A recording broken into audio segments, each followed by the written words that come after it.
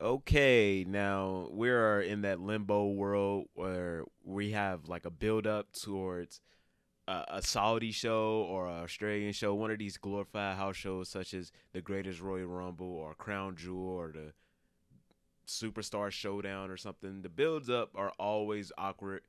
They're always kind of hard to get invested into, is because for the most part you're gonna get these part timers who's coming in for a paycheck for some blood money. Let's be honest.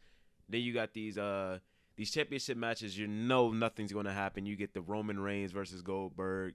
You get like Roman Reigns versus Brock Lesnar like 8 times in Saudi, and now it's hard to get invested into.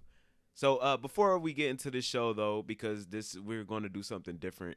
We're going to get into like I'm going to review each segment, let you know what I'm thinking, because y'all think I'm some WWE homer or something. I'm not. I think it's just better than anything else going on right now, which is not saying much, Like peanut butter and jelly is better than nothing, but it's not saying much when you compare it to nothing. But before we get into this review, I will definitely appreciate if y'all hit that subscribe button. I'm trying to hit 1,400 subs before the end of the week. Need about 34 more people to do so. Hit that subscribe button for your boy. Now, the first segment of this show, Roman and John. John Cena comes out for a promo. He comes out and he starts the show like a true superstar does. And for the most part, I'm gonna be honest with you, it's just a typical John Cena thing until he gets interrupted by the tribal chief, Roman Reigns. Roman gets a big pop, and I'm somebody who thinks that Roman just benefits from wrestling not being that great until I actually see him. I'll be honest. Until I actually see him, uh, that basically describes the bloodline in general. Like I just think it, you know, barring like the first year and a half, it's like okay, what? Like I hate this. Like like all right, let's end it. And then I finally get something from it. And it's like okay, you brought me back in. So that's what this was for Roman. Like I see everybody was so hyped to see him back, and me, I'm just like I'm hyped to see him back, but not because I'm hyped to see Roman. I'm hyped that these storylines are finally going to progress. We're finally going to see, you know, Jimmy's true position in the bloodline. We're going to see Paul Heyman do more than just make calls. We're going to see how Jimmy or how Jey reacts. We're going to see how if Cody Rhodes is really does he really want to continue the story, because unfortunately Roman is the destination in Cody's story. So when Roman's gone for so long, it unfortunately puts a pause in so much that it just it stalls a lot. So yeah, I'd be excited, but I'll admit Roman has such good aura. Like I people was talking about Sammy Guevara and he has no aura, and I was just like, I thought to myself, man, he has the look, he has the punchable face for what he's going for, but I just don't believe him. Like I still just don't believe him, and he didn't even say this was just in his entrance, and it's just like I just don't believe him. His body language is just something's off about him. But Roman Reigns has that body language. He has that aura. This is not even some glazing thing. Like I'm not the biggest fan of Roman Reigns in this 1,000 day, 1,100 day reign, but I'll admit that if there was anybody to do it, he was the one to do it. So he's back. He's in the ring. Paul Heyman is glazing. He's super happy. Paul Heyman plays this role so well. He did it great with CM Punk. He did it great with Brock Lesnar. I believe he did it great with Cesaro. He didn't really get that much time to, but I think he does it great. He does great propping up anybody he's with. So he's so excited to hand Roman the mic. He finally hands him the mic. Roman does his thing for the first time in about a month and a half. He says, I think they were in Tulsa. He says, Tulsa, acknowledge me. Then Cena ends up getting a bigger pop than Roman got, which says a lot. I think there's something different in getting over and having that equity. I think John Cena still has a lot of more equity with the fans. A lot of us grew up on John Cena, so we're gonna appreciate it while he's here. Maybe Roman's pop would have been bigger if Cena wasn't in the ring, or maybe people are just getting tired of him. Maybe people are just not that hyped to see them as much as we think they are. Maybe a lot of people actually agree with me that it's not just that the fact that Roman has the aura, he has the accomplishments, he's a great performer, but we're just more so hyped to see him because we know that the stories are finally going to progress. So Roman takes note of this, that they're cheering Cena more than him, and he calls Cena a coward. He calls him a coward because Cena came back while Roman was on his leave. That's a great twist to it. There was a lot of twisting in this promo, as you'll see. He doesn't like that Cena. People are calling Cena the GOAT. He thinks that Cena told people to call him the GOAT. And Roman says he's the GOAT. And then John Cena ends up saying Roman has the greatest accomplishment of all time. He's never asked to be called the GOAT. You know, he will acknowledge that of him. And John, they think that this is going to go the same way it went the last two times. You know, John burying Roman on the mic. But Cena actually says this was a great way to manipulate the storyline to make it fit. Because it was like, and logically, why wouldn't Cena challenge Roman? You know, he has the championship. That's the one championship he hasn't won. The Universal Championship is in there somewhere. In that title somewhere is the Universal Championship. So Cena said he hasn't earned it, but he said he does know somebody who did. Then goes LA Knight's music, gets the biggest pop out of all of them. He got a bigger pop than Roman, who's been gone for a month and a half, and he got a bigger pop than Cena, who got a bigger pop than Roman. Which says a lot about LA Knight. LA Knight has the aura I was talking about. These are my notes. LA Knight has the aura that I was talking about. He just has that energy of a megastar. It just can't be ignored. Roman looks confused. I noticed that Roman looked confused but impressed. Like, Roman has great body language. Everybody in the ring has great body language at this point. Roman, Solo, especially Paul. Even though Solo doesn't really, I've criticized Solo for not having to do much, but whoever told him to do that, he has the body to give off that language. Like, if Jimmy was just, Jimmy has a good intimidating face, but like, if Austin Theory was just if Austin Theory was in Solo's position, I wouldn't believe it. You know, I wouldn't believe he's ready to knock John Cena's head off. Solo looked like he was ready to knock John Cena's head off. So, yeah, everybody in the ring had great body language. I think, honestly, the person with the worst body language in the ring is John Cena, just because he does too much sometimes. He overdoes it. Like, when LA Knight signed the contract a couple weeks ago, he got so hyped. Like, bro, like, you doing too much. And that's always been him. He's always been loud. He's always been, like, that's why people thought he was phony. You know, and I'm seeing it now. I don't think he's phony, but he just overdoes it. I think I don't know. I don't know what that is. What is that? Like, somebody explain that to me. Like, why?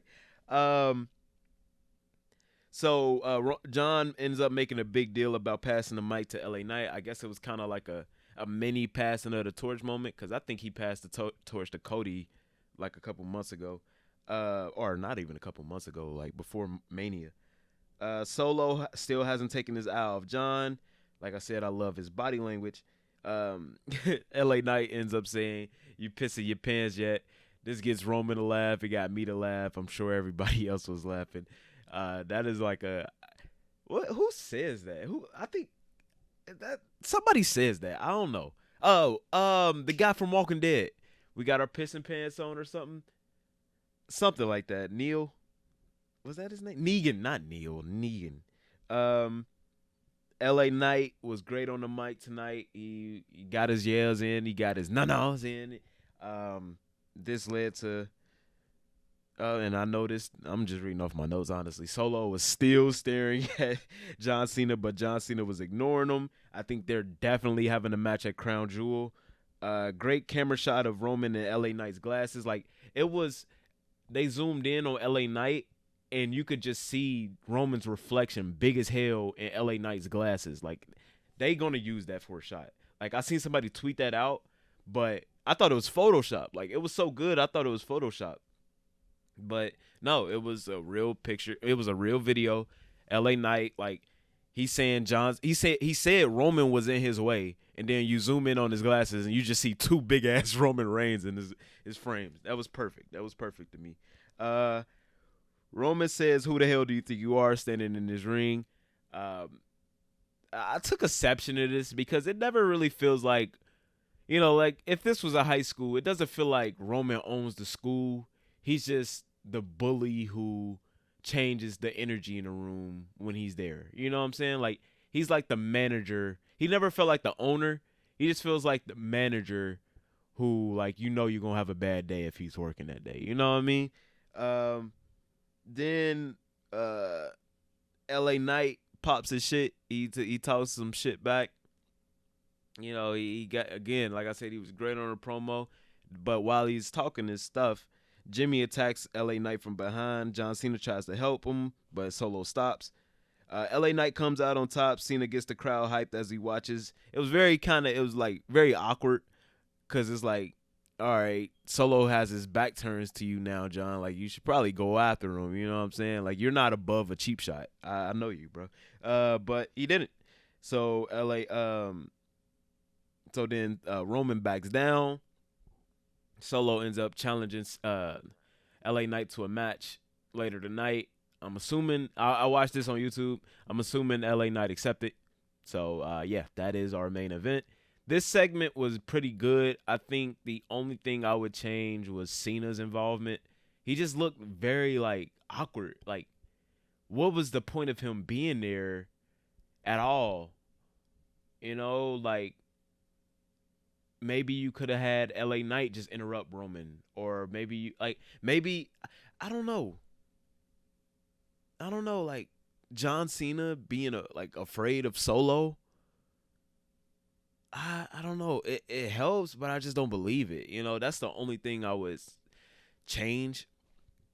But a pretty good segment. Next, I don't know exactly if this was next, how it went on the show, but this was what I saw next. Bayley's match. This in my notes. It's hard for me to care about any woman in WWE that isn't a champion. The booking has been terrible for the women. If Charlotte's on TV, she's in the title feud. Maybe that'll change because Jade's here now, and I'll get to that later. But it's just so hard for me to care.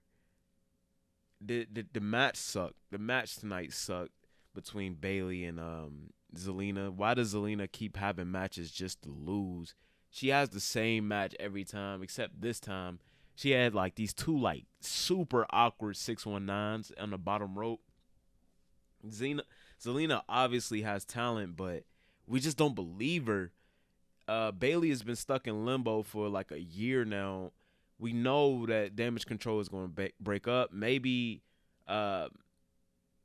Dakota's injury messed that up, but yeah, it's just Bayley's very much in limbo. She's still a bigger star than her partner EO, but EO's like the star.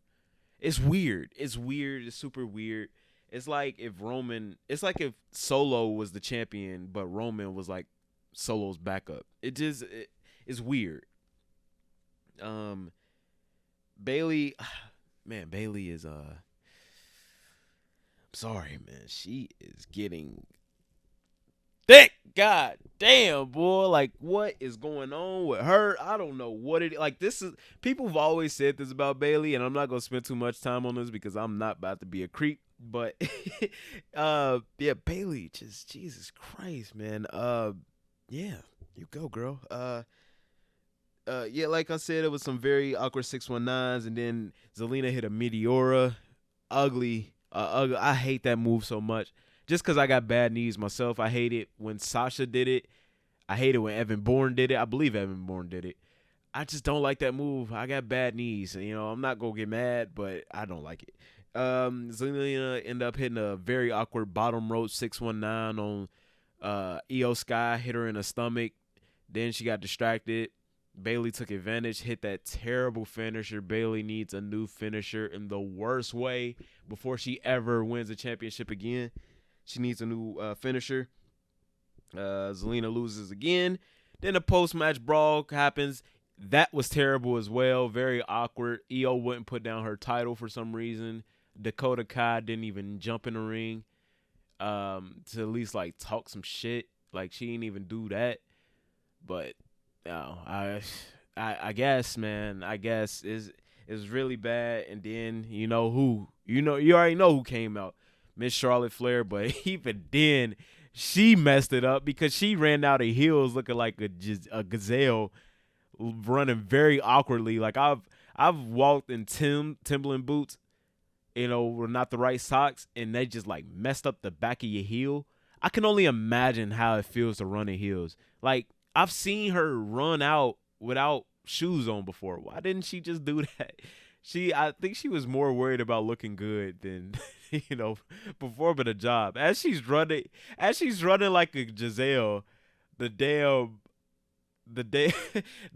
damage control, they run out. Like they couldn't get a few more stumps in or took advantage of her. Just clip her. She's in heels. Like she can barely run right now. Just clip her. She kind of made the save, and yeah, it was very bad. Again, terrible segment, terrible, and I believe this led to Charlotte talking to Adam or Nick Aldis.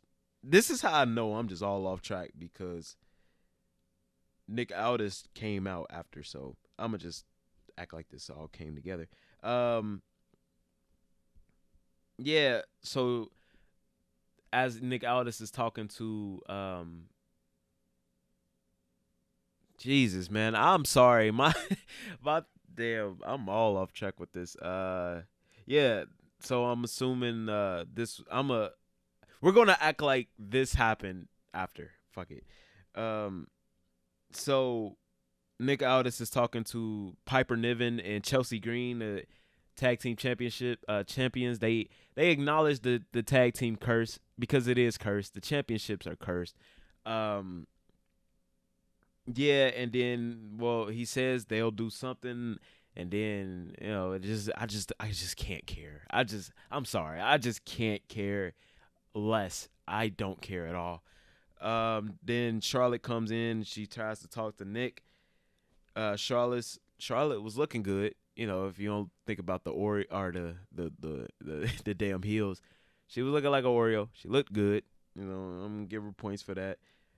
Charlotte gets another title match. I'm not that much against it, but at the same time, we got to start doing something different with Charlotte. And maybe we are, because as she's turning around to leave the office, she's getting a title match next week against Io, by the way. As she turns around, she bumps into Jade Cargill.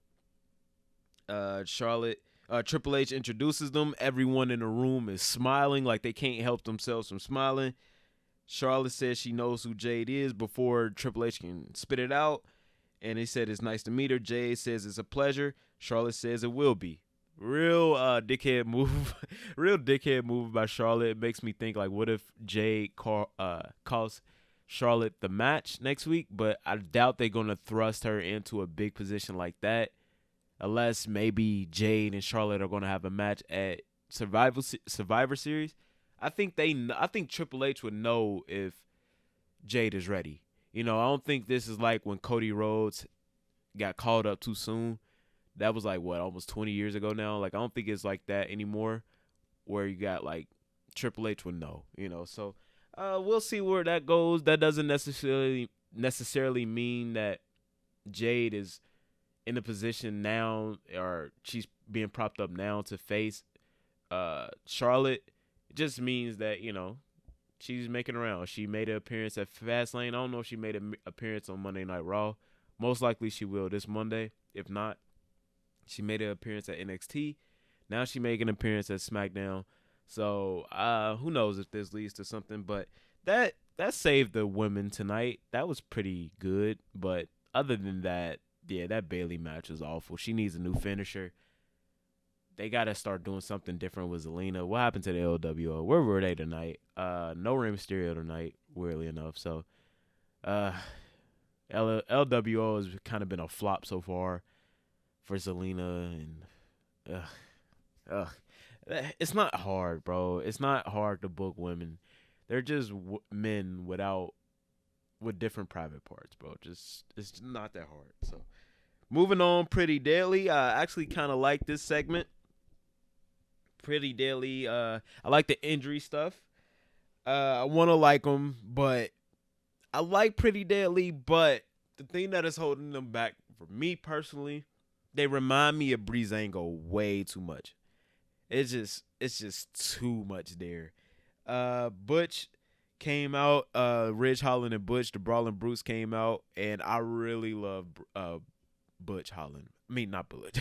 Butch Holland. Whoa, I really love Butch. I think he's on the level of Chad Gable. They have so much potential, but they just need a chance. You know. Yeah, so it's time for something new for Butch. Ridge Holland hasn't necessarily moved me. You know, maybe it's because maybe I have biasness because of, what he has going on with, the Big E situation, and now what's his name? Elton Prince. He kind of has an injury thing going on, or a dangerous thing going on, where he's kind of like the male version of Nia Jax. And they're playing into it on commentary now. Like, Michael Cole said the injury was on purpose. It's sports entertainment. Of course it's not on purpose, man. Like, nobody is saying it's on purpose. Like, I feel like that was a not a shot, but like that's a dig at the internet community, because we're getting on Ridge. Like, just because you're a great athlete doesn't mean you're a great wrestler.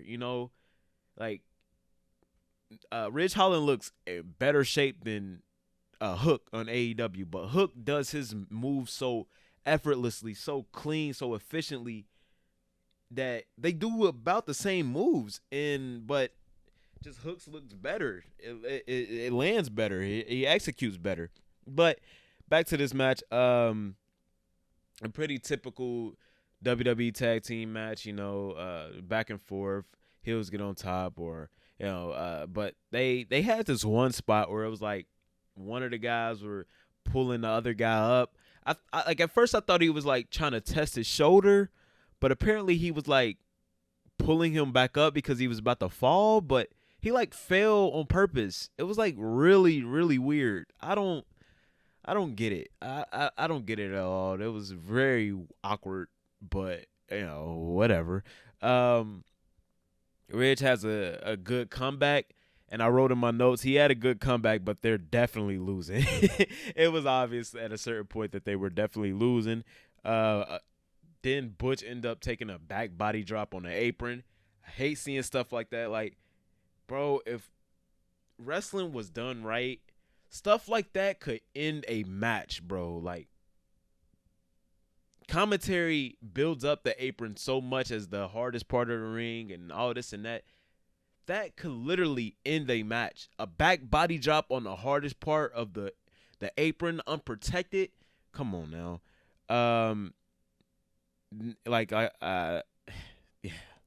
Yeah. So Pretty Daily ends up getting a dirty win. The opposite of a clean win. So I'm gonna just say a dirty win. I wrote in my notes that I like the theme song and I like the the post match celebration. They got something there. They got potential there.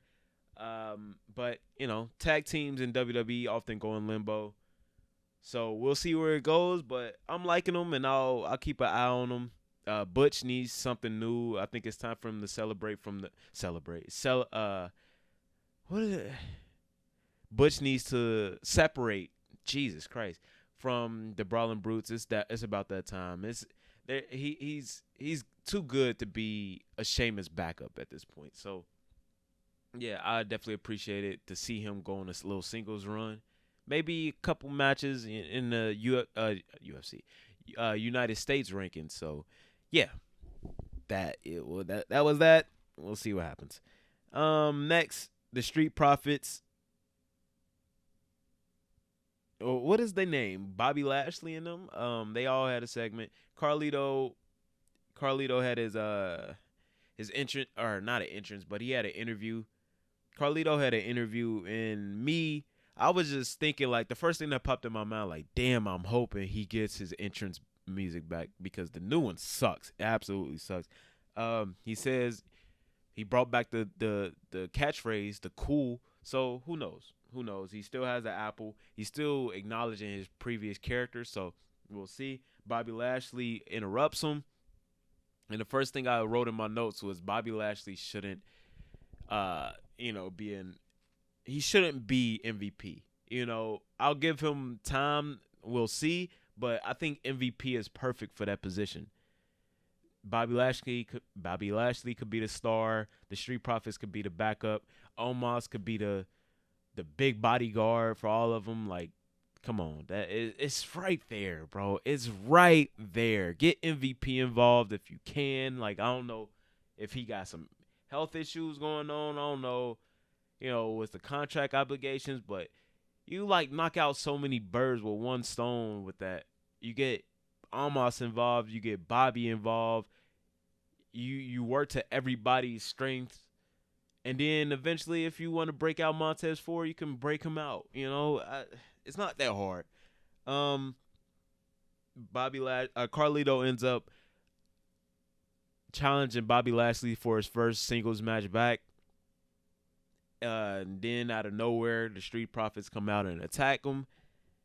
I wrote in my notes that WWE should, back up when they do these backstage angles because the stomps look terrible. But I get it. I'm not mad. I'm just mad at the production. Like, take it easy back there. And then I also wrote in my notes that was this a shot at Kenny Omega because they had him they had both of his arms held up, like he was like Carlito was in a similar position as Kenny Omega. And it looked like Bobby Lashley was about to hit him in the head with the chair. And then Adam Pearce comes in like, what is wrong with you? What is wrong with you? Like I don't know. Is that a shot at Kenny Omega? Like, is that a shot at AEW? Like, what is wrong with y'all? Still doing headshots in 2023? Is that a shot? Am I digging too deep? Am I reaching? I don't know. Y'all let me know. But yeah, after that, I guess Bobby accepts the Bobby accepts the match. We'll see how that goes. Neither can lose that match, so I don't know why they booked that. And the reason I'm laughing is because, like, where the fuck was LWO? It sounds good, LWO versus the Street Profits and Bobby Lashley sounds good, but where were they? Where were they tonight? Couldn't make it to Tulsa. Jesus, I got a lot more to go. So next, the Roman Reigns backstage segment. Roman, it's obvious that he still owes Jimmy one, so he's letting him hang out backstage. Jimmy takes a back seat here. It's pretty like a ordinary Bloodline segment. Not too much, not too little. It established a lot, such as Jimmy wants Jey back. Roman is manipulating Jimmy somehow. Like, I don't get that. It's either one or two things. Roman is manipulating Jey, or Roman is manipulating Jimmy, or Jimmy is manipulating Roman. It's one of the two things, and I hope it's the latter, but we'll see. Roman mentioned Cody Rhodes for the first time. That's very productive. I love it. Jimmy, like I wrote in my notes, Jimmy may be bullshitting. Hopefully so. Roman says no more audibles. He's the QB. Jimmy, and like I said, Jimmy took a back seat, so we'll see how it goes. Jimmy says yeet. Roman says I don't like that, and they fist bump.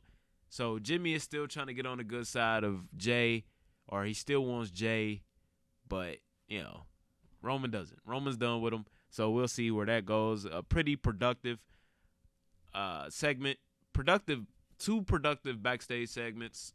WWE is pretty good with that. And it makes me excited to see what's going on forward. So, again, productive. So, next, we had Triple H come out. And I think this was nice. I think that it was nice. I'm gonna try to stop reading off my notes. I think it was nice. It helped. I grew up in the Eric Bischoff versus Paul Heyman, or I grew up in the Teddy Long versus John Laurinaitis thing. Like I grew up during the brand split, so I love the brand split. So to get that back somewhat, I definitely appreciate it. If you don't know what I'm talking about, Nick Aldis was announced as the SmackDown GM, and Adam Pearce is now the Raw GM. Triple H, he gave Adam Pearce his flowers for the last 3 years of running both shows. Didn't mention Sonya Deville at all. She helped a little bit. Give her a little bit of props. Didn't mention her at all, but yeah, for the most part, Adam Pearce has been running the show, which means he's been letting Roman Reigns run roughshod over WWE for the last 3 years. But we ain't gonna talk about that at all, huh? But nah, I loved Adam Pearce's. I like his character. I like when he went off on Ronda Rousey. Like, people forget, I think he was supposed to have a match with Roman Reigns at one point. I think he did. Triple H mentioned his in-ring career, but it seems like Adam Pearce and Nick Aldis are kind of having a similar career path. Like, they had a great in-ring career somewhere else, just to come to WWE and be authority figures. I'm not saying it's a bad thing, but it's something that I noticed.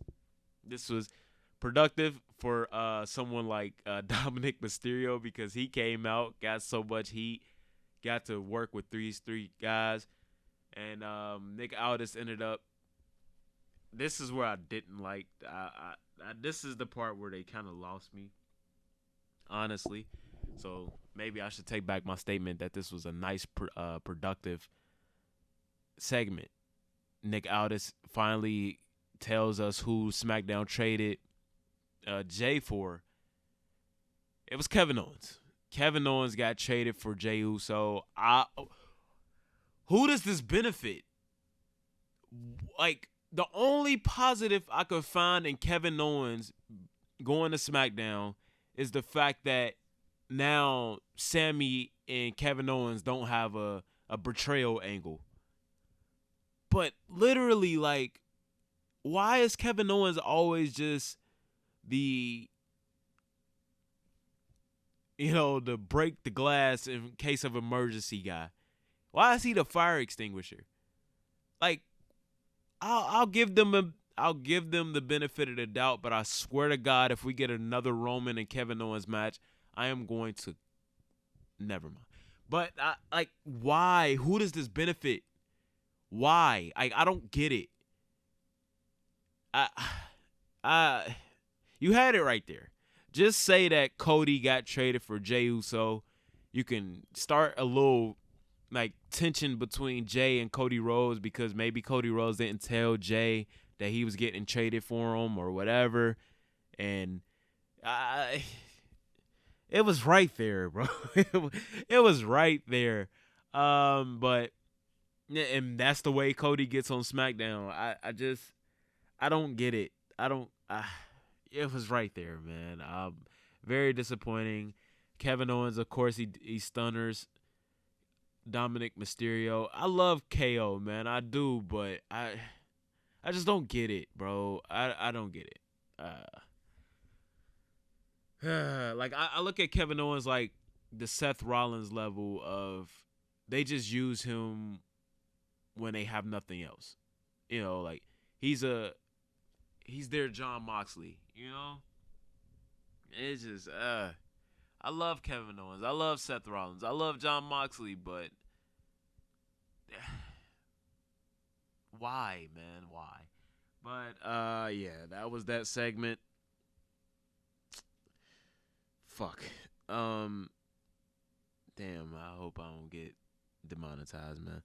We're about 40 minutes in, so we ain't matter. So then Jey Uso had a match. I wrote in my notes. Some of my notes. Jey Uso is super over. You have to love his energy, and when he was doing his little dance, the fans have no rhythm. Cody Rhodes, he's so over, and you have to love his energy as well. Cody Rhodes ended up holding the title like only he can. Cody Rhodes hands Excited Kid the belt. but was it pre-planned? It these are just things that I noticed. Cody Rhodes and Jey Uso, they had a match against Austin Theory and Grayson Waller. A pretty cool match. Typical WWE tag team match, let's be honest. It's one person gets dominated by the heels. They keep them separated for the entire match, and then eventually they get a hot tag. The hot tag ends up winning the match with a little assistance from the guy who's been getting beat up the whole match. I just explained 99% of WWE tag team matches to you on Friday Night SmackDown or Monday Night Raw, and you're welcome. A few of my notes in these matches, I really want to like Grayson Waller, but he makes it. He needs a change up. Same with Austin Theory, so I guess that makes them a perfect match. Grayson Waller has a worse tan than MJF. I don't know if y'all seen Grayson Waller's tan, but look up the social media video that they put out. It was a very awkward video just because Grayson Waller just looks like a fucking Dorito Loco taco. Like, he looked bad, bro. That tan was awful. And then during the match, you can see, like, his back wasn't tan. Just his front. Like, what was that? Yeah, it was a pretty bad video. I noticed that Cody was wearing red. Jey is wearing blue. I don't know if that was on purpose, but if it was, great attention to detail because they are holding both Raw and SmackDown Championship.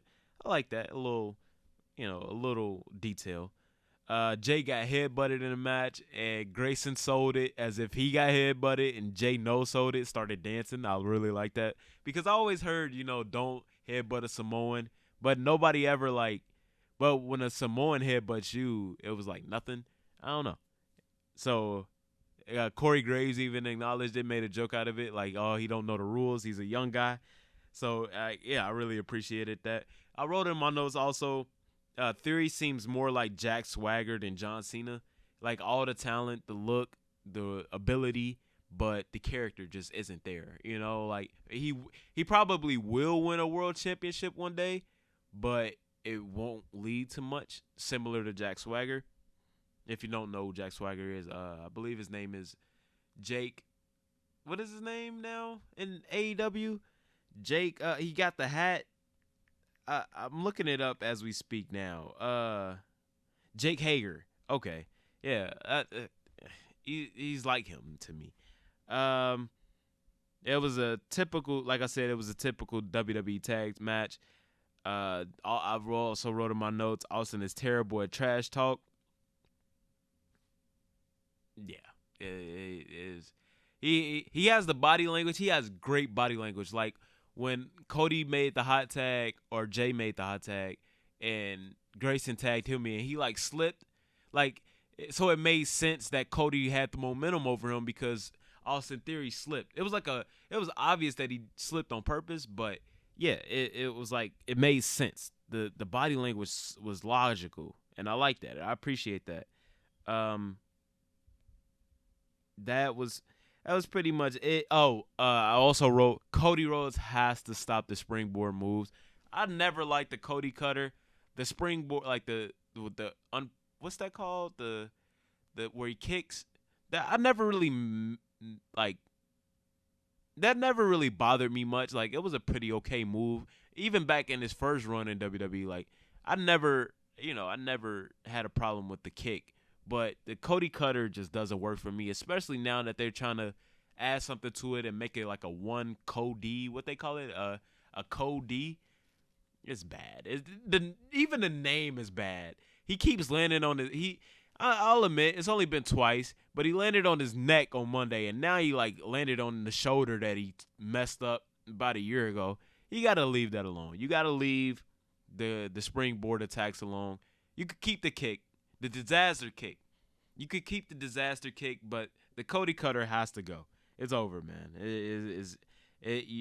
You got to let it go, man. I wrote in my notes that I hope he wasn't hurt. I seen he was grimacing. That would be such a fucking gut punch if he were to get hurt. So knock on wood. He seemed like it was okay. He was holding up the titles. I know them titles ain't light, so yeah. It was pretty good. The match, it seems like Jey and Cody are having such great fun together. I love that for them. After the match, though, all smiles went away because Roman music hit. Jey and Cody looked shook hearing Roman's music, and I loved it. Their body language was great.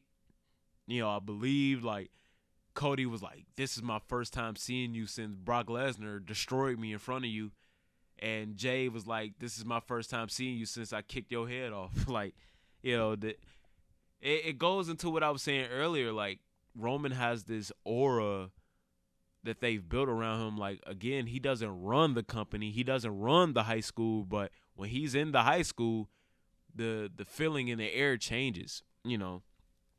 So they look kind of shook, but then they seemed kind of bold. They got bold when just Jimmy and Solo came out. But then when Roman came out, Cody took his eyes off Jimmy and Solo and just stared directly into the eyes of Roman. He broke eye contact a few times looking at Paul because Paul was talking some shit. And that's not, what I'm saying, that's not very alpha of you, Cody, as I've heard. But yeah, it was a pretty great segment. It was basically WWE's way of telling us, like, we're going to finish the story. And I appreciate that. That's all I needed. I've been waiting on that for about 5 months now. I just needed to know that. Cool. That's all we needed. Jimmy was still acting smug. And the only problem I had with this was really I needed more camera work on Jimmy and Jey. I just need to know what exactly is going on with them. Like Jimmy was acting smug, but I didn't get to see like Jay's reaction much. So yeah, I just needed a little bit more camera work on them too. But other than that, I appreciated this segment. It was very productive. It was very good. Like 5 out of 5. Good. Great. Or 4 out of 5. I'll give you a 4 out of 5. You got to be very good to be 5 out of 5. After this was the LA Knight versus Solo Sikoa match. We didn't get a Solo entrance because he came out with Roman, I'm assuming, or he was already out there after the last segment. LA Knight's music hit, and the first thing I thought of was I miss Bray Wyatt, man. I miss Bray so bad. I hope that, and I also wrote in my notes, I hope this doesn't stick with LA Knight his entire career. Just him being the guy that had the last match against Bray or his last feud. I hope that doesn't, stick with him, but that's just what I thought of at the moment. Just hearing that music, I miss Bray Wyatt so much.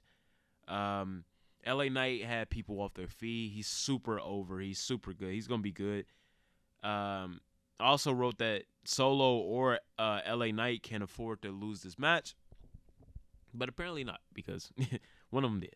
I wrote Solo has a great body language. It was a great suplex reversal in the match. It was a very good match. It was a very good match for WWE standards. An AEW crowd wouldn't necessarily appreciate this match because it's been the same match. It was a typical WWE match. A back and forth before the commercial. I also wrote like there was a similar spot going into the commercial. Like this is how typical WWE matches are. The same spot that ended the same match that led into the same spot that led into commercial with Cody, Jey, Austin, and Grayson. I believe Austin led Jay's head into the ring post and then went into commercial. The same exact spot happened in this match. Solo led LA Knight's head into the ring post and we went to commercial. Like it was the same carbon copy spot. But it was a typical WWE match. Don't think about it too much, I guess. Whatever. It was a light malfunction in the match. The lights got really bright in the ring for some reason. They took the action to the floor. I guess that was the why. Solo landed on his feet a couple times like a big man. They're building him like in that same aesthetic of the big shows, the Amos, just the big guy the dominant big guy that you can't get off his feet easily. Throughout the match, LA Knight was trying to get Solo off his feet, trying to body slam him. He struggled a lot, but Eventually, he got him, and he didn't just get him on any regular schmegler body slam. He like picked him up, caught him, and body slammed him. It was a great slam. LA Knight is so good. So is Solo. I did write in my notes that he does punch like The Rock, which was kind of funny to me. The stumps are bad, though. Nobody accused him. I don't think Austin had the greatest stumps, but they looked good. They looked all right, But he did punch like The Rock. I noticed throughout the night, it was super obvious that people were talking to each other. Maybe it was just because I was taking notes and overanalyzing everything, but I knew exactly what people were saying to each other. It was weird. It was just what I noticed tonight, but I'll keep note of that for the next time I watch. But it was what I noticed. It was a double knockdown, and here comes Jimmy. Then here came John. I don't know what happened to the ref at this point. But I noticed John hasn't been tanning. I think that's because I don't think he expects to be here that long. He took out Jimmy, and he took out Jimmy. Solo took him out. LA Knight gave Solo the BFT, blunt force trauma. 1, 2, 3. Surprisingly, LA Knight gets a win, and then here comes Roman. Great spear. He talks his stuff. It's obvious that we are getting a LA Knight versus Roman Reigns match at Crown Jewel. We know who's winning the match. Before tonight, honestly, I was super against it, but I'm not so against it. Like, if we could get somehow like a Roman handshake after, that would be all we need. Maybe that'll be too much because Cody hasn't got it yet. Or Cody did get it before the match. He hasn't got it afterwards. Maybe we save that for Cody. But LA Knight obviously has to look strong. Roman has no problem doing that. He made Logan Paul look strong. He made Seth Rollins look good. He'll make people look good on their way out. He'll beat them. He'll beat them bad. He'll beat them in the same way he beats everybody. But he'll make them look good. And that was your show. It's ended with Roman Reigns standing tall, of course. Not a terrible show. Not a bad show. Not an all right show. If I had to say one word for this show, it was very productive. It was a very productive show. I'm not mad at it. The women, we got to do something with the women. The tag team titles are cursed. I think it's maybe time to just give up on them. Maybe you can salvage them. I don't know. Because the legacy, when you think about the tag team titles now, you think of Sasha Banks. You think of Naomi Steele, like a year later, and that's not good. So, Roman Reigns, honestly, I'm still just waiting on WrestleMania, but I'll enjoy the road till we get to the destination. I'll try my best to. Cody Rhodes, great. I just hope he stays healthy. We just need him to stay healthy, you guys. He has to lay off on the springboard attacks. He has to. At least get rid of the Cody Cutter. At least get rid of the Cody. The 1D thing. You got to stop that, man. That's 2 strikes, you're out. Once is an accident. Twice is a mistake. Third, somebody's going to get hurt, man. Just stop. You landed on your neck. You got lucky. You're still walking. You landed on your shoulder. Your bad shoulder, man. Just give it up. Jey looks like he's having the time of his life. We'll see what happened with him and Jimmy. Charlotte and Jey, that has to be something there. I don't know. We'll see. We'll see what's up. It was a very productive show tonight. We'll see what happens. Again, we're trying to hit 1,400 subs before the end of the week. Make sure you hit that sub button for your boy. Appreciate you all. Have a good one. Peace. Peace. Jesus Christ. I can't hit the stop button.